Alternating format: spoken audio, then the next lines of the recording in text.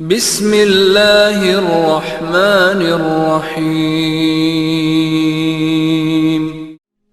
تو نبی علیہ السلام کو بھی کئی چیزیں خواب میں دکھائی جاتی تھی، کئی لوگوں کا عذاب دکھایا جاتا تھا۔ یہ آپ کو کتاب التعبیر چیپٹر پورا ملے گا اس کے اندر صحیح بخاری میں، تقریباً 60 احادیث خوابوں میں ملیں گی۔ ہاں جی،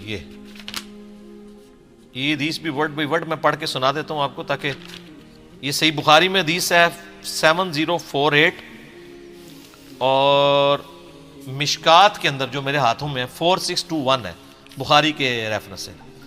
سیدنا سمورہ بن جندب رضی اللہ تعالیٰ عنہ کہتے ہیں کہ جب رسول اللہ صلی اللہ علیہ وآلہ وسلم نماز پڑھ لیتے تو آپ صلی اللہ علیہ وآلہ وسلم اپنا رخ انور ہماری طرف کر لیتے اور فرماتے، آج رات تم میں سے کسی نے کوئی خواب دیکھا ہے؟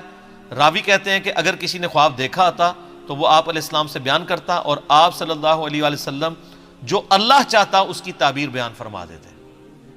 نبی علیہ السلام کی خواب کی تعبیر بیان کی ہوئی تو اتھینٹک ہے، باقی تو اندازہ ہی ہے نا۔ تو پھر آپ صلی اللہ علیہ وآلہ وسلم نے ایک روز ہم سے پوچھا، کیا تم میں سے کسی نے کوئی خواب دیکھا ہے؟ ہم نے عرض کیا نہیں، تو آپ صلی اللہ علیہ وآلہ وسلم نے فرمایا، لیکن میں نے آج رات ایک خواب دیکھا۔ تو آپ علیہ السلام یعنی فجر کے بعد صحابہ کی طرف متوجہ ہو کے ان کے خواب سنا کرتے تھے، پھر تعبیر بیان کیا کرتے تھے۔ یعنی ایک دن کسی نے خواب نہیں دیکھا، وہ ظاہر ہے وہ پھر اللہ نے ہی وہ معاملہ کیا کہ کسی کو بھی خواب نظر نہیں آیا، کیونکہ اس دن اپنے نبی کو خواب دکھانا تھا نا، تو باقی دے خواب غائب۔ ظاہر ہے یہ اللہ کی طرف سے پلان ہو رہا ہوتا ہے نا، جب نبی دنیا میں موجود ہوتا ہے نا اس وقت بہت ایکسٹراڈنری واقعات ہو رہے ہوتے ہیں، کیونکہ امت کو دین سکھایا جا رہا ہوتا ہے۔ سر یہ خواب آپ سنیں اور اپنے آپ کو سامنے رکھ کے دیکھیں۔ اس خواب میں نبی علیہ السلام کو ان کی امت کے گناہوں کے عذابات دکھائے گئے۔ اللہم اجرنا من النار، اللہم اجرنا من النار، اللہم اجرنا من النار، اللہم من احییتہ منا فاحیہ علی الاسلام ومن توفیتہ منا فتوفہ علی الایمان۔ تو نبی علیہ السلام فرمایا میں نے 2 آدمی دیکھے۔ اب یہ آدمی کون تھے؟ کوئی فرشتے تھے، تو اینڈ پہ پتہ چلے گا یہ کون تھے۔ ابھی آپ صرف اس کا سسپینس رکھیں، آپ نے بھی سسپینس رکھا ہے۔ آپ فرمایا میں نے 2 آدمی دیکھے، وہ میرے پاس آئے اور انہوں نے مجھے ہاتھوں سے پکڑا اور مجھے ایک مقدس سرزمین کی طرف لے گئے۔ وہاں ایک آدمی بیٹھا ہوا تھا اور ایک کھڑا ہوا تھا، اس کے ہاتھ میں لوہے کا ایک ٹکڑا تھا، وہ اس کو دوسرے آدمی کے جبڑے میں داخل کرتا اور اس کو اس کی گدی تک چیر دیتا، یعنی یوں ڈال کے نا ایسے، یہ گدی یہ کہتے ہیں، یعنی یہ ہے نا یہ پورا جبڑا چیرتا ہوا پیچھے تک، پھر اسی طریقے سے دوسرے جبڑے کے ساتھ ایسا کرتا، اور اتنے میں پہلا جبڑا ٹھیک ہو چکا ہوتا۔ استغفر اللہ، یعنی عذاب مسلسل، وہ کر کے ہٹا تو وہ واپس آ گیا، پھر دوبارہ سے تکلیف شروع۔ سر یہ ایک دفعہ نہیں برداشت ہو سکتی، پھر وہ اس عمل کو دہراتا تھا۔ تو میں نے ان آدمیوں سے پوچھا یہ کیا ہو رہا ہے؟ تو ان دونوں نے مجھ سے کہا آپ آگے چلیے۔ تو میں نے ان کے ساتھ آگے چلنا شروع کر دیا۔ پھر ہم ایک آدمی کے پاس آئے جو زمین پہ چت لیٹا ہوا تھا، اور ایک آدمی ایک بڑا سا پتھر لے کے اس کے سرہانے کھڑا تھا، اور وہ اس کے ساتھ اس کے سر کو کچل رہا تھا۔ جب وہ اسے مارتا تھا تو پتھر لڑک کر جاتا، وہ اسے لینے کے لیے جاتا، لیکن اس کے واپس آنے تک اس کا سر پھر بالکل ٹھیک ہو جاتا۔ توبہ توبہ توبہ، اتنا بھاری پتھر کا عذاب اس شخص کے اوپر کہ اس کا سر جو ہے وہ چپٹا ہو رہا ہے، اور پھر وہ پتھر لڑک کے دور چلا جا رہا ہے، اور وہ اٹھانے کے لیے وہ پتھر جا رہا ہے، واپس آتا ہے تو دوبارہ سر واپس آ جاتا ہے، پھر اس تکلیف سے گزرنا ہے۔ سر آپ تو ایک دفعہ سر کے اندر برداشت نہیں ہم لوگ کر سکتے، اللہ تعالیٰ ہمیں ان عذابات سے محفوظ فرمائے۔ جب وہ اسے مارتا تھا تو پتھر لڑک جاتا، وہ اسے لینے کے لیے جاتا، لیکن واپس آتا تو پھر اس کا سر ٹھیک ہو جاتا، وہ آدمی اس کے ساتھ پھر وہی کرنا شروع کر دیتا، اور یہ عمل مسلسل جاری رہتا۔ میں نے کہا یہ کیا ہے؟ تو ان دونوں نے کہا یا رسول اللہ آگے چلیے۔ ہم اور آگے چلے، حتیٰ کہ ہم تندور جیسے سوراخ کے پاس آئے جس کے اوپر کا حصہ تنگ تھا جبکہ اس کا نچلا حصہ کھلا تھا، اس کے نیچے آگ جل رہی تھی۔ جب وہ اوپر اٹھتی تو اس میں موجود افراد بھی اوپر بلند ہوتے۔ کوئی تندور تھا جو اندر سے بہت بڑا تھا، تو اس میں آگ کے اوپر کچھ لوگوں کو تلا جا رہا تھا۔ جب وہ آگ باہر نکلتی نا تو وہ بندے بھی باہر یوں نکلتے، پھر وہ اندر چلے جاتے۔ استغفر اللہ، اللہم اجرنا من النار۔ سر یہ بخاری شریف ہے، یہ بزرگ شریف یا کہانی شریف نہیں ہے، یہ بخاری شریف ہے۔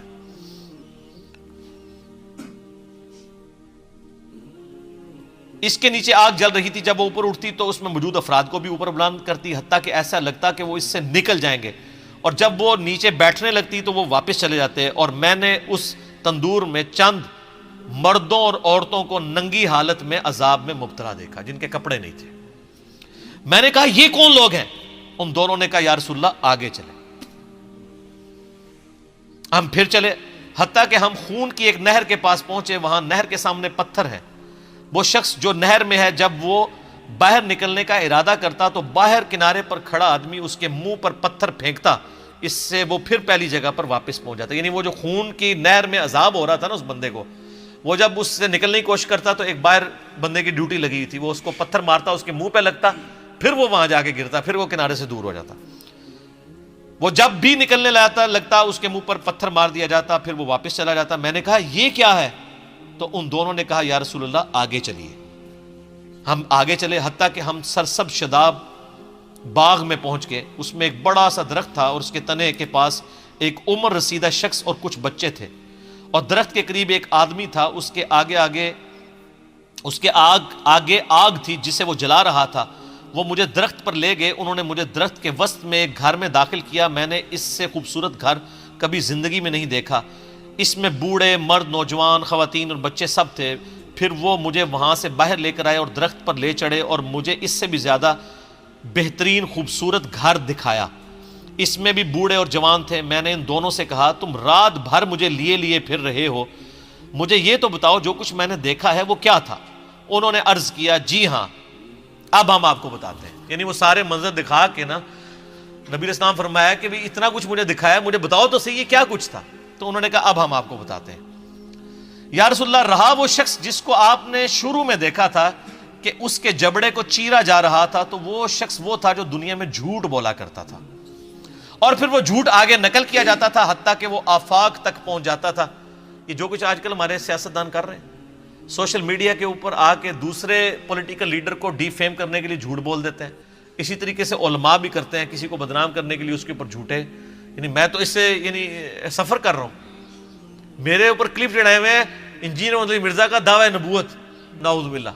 ہم اندازہ کریں، یعنی یہ وہ لوگ کلپ چڑھا رہے ہیں جن کے بزرگوں نے اپنے ناموں کے کلمے پڑھائے ہوئے ہیں، ایک غریب اتو بدتمیز، اور جو ان کو ننگا کر رہا ہے اس کو کہہ رہے ہیں دعوی نبوت۔ تو یہ ان کا عذاب ہے، یعنی یہ علماء کا عذاب ہے۔ تو یہ سب سے زیادہ جھوٹ کون بول رہا ہے، جھوٹا دین کون بیان کر رہا ہے؟ اس لیے بخاری مسلم حدیث ہے، جس نے میری طرف جھوٹی حدیث منسوب کی وہ اپنا مقام دوزخ میں دیکھ لے، اور صرف دوزخ کے پھیرا نہیں لگنا، اے عذاب ہونا ہے کہ یہ جبڑا چیر کے ادھر اور یہ والا ادھر۔ اچھا، پہلا عذاب بتا دیا۔